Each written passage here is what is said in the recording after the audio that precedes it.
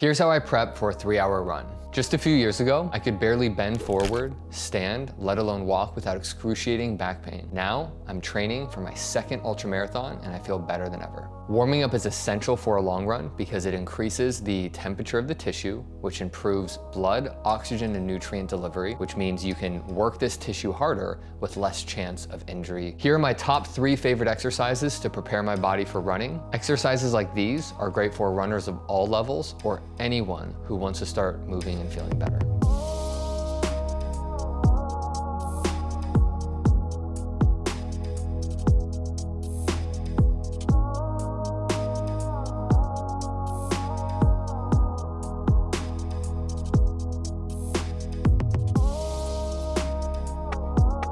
It's important to prepare the body for the work that we are about to ask it to do.